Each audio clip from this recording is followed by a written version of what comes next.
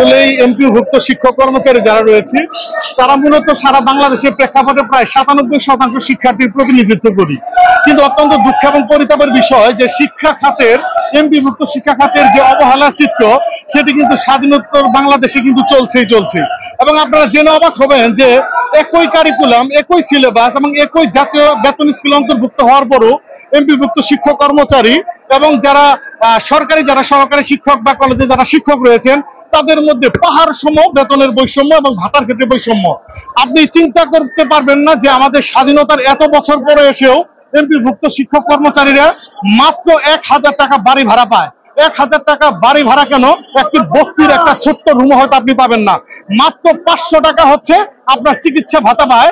একজন ডক্টর যদি ভালো মানের জ্যেষ্ঠ প্রফেসর বা প্রফেসরকে যদি আপনি দেখাতে চান সেক্ষেত্রে 800 থেকে 1200 টাকা কিন্তু একবারের জন্য ভিজিট, সেখানে মাত্র আমরা পাচ্ছি 500 টাকা। আমাদের কোনো চিকিৎসা ভাতা ক্ষেত্রে এই বৈষম্যটা রেখেছে। শুধু তাই নয়, আমরা এত বছর পরেও আমরা ঈদের জন্য 2 উৎসব ভাতা হিসেবে 25% পেতাম। বর্তমান ইন্টারিম গভর্নমেন্ট সেটি 50% করেছে, অর্থাৎ শতভাগ এখনো হয়নি। অর্থাৎ আমরা সর্বক্ষেত্রে আমরা বৈষম্যের শিকার। এবং এখন পর্যন্ত একজন এমপিভুক্ত সহকারী শিক্ষক সে 12,500 টাকা দিয়ে তার চাকরি জীবনে প্রবেশ করে।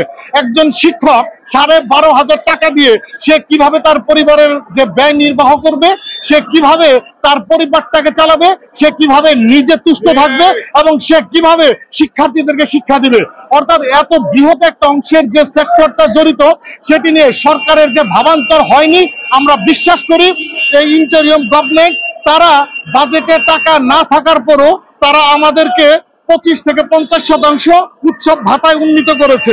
এবং আপনারা জানেন যে বর্তমান যে অর্থ উপদেষ্টা তিনি বলেছিলেন যে আগামী বাজেটে এমপিভুক্ত শিক্ষক কর্মচারীদের ভাতা বৃদ্ধি করা হবে। এবং বর্তমান যে পরিকল্পনা উপদেষ্টা এবং সাবেক শিক্ষা উপদেষ্টা তিনিও বলেছেন যে আগামীতে শিক্ষক কর্মচারীদের জন্য চিকিৎসা ভাতা, তারপর বাড়ি ভাড়া, শান্তি বিনোদন ভাতা, উৎসব ভাতা বৃদ্ধি করা হবে। কিন্তু বাজেটে পর্যাপ্ত টাকা থাকার পরও এক অদৃশ্য কারণে, এক আমলাতান্ত্রিক জটিলতায়, এক দৌরাত্ম্যের কারণে এখন পর্যন্ত আমরা আমাদের কাঙ্ক্ষিত ভাতাই না। আমরা আজকে এই প্রেস ক্লাবের জনসমুদ্র থেকে এই প্রেস ক্লাবের শিক্ষক কর্মচারীর যে জনস্রোত সেখান থেকে স্পষ্ট ঘোষণা দিতে চাই, মাননীয় পরিকল্পনা উপদেষ্টা এবং অর্থ উপদেষ্টা আপনাদের আশ্বাসের বাস্তবায়ন কই? আমরা শিক্ষক, আমরা ক্লাসে থাকতে চাই, আমরা কোনো দাবি আদায়ে জনভোগান্তি সৃষ্টি করতে চাই না।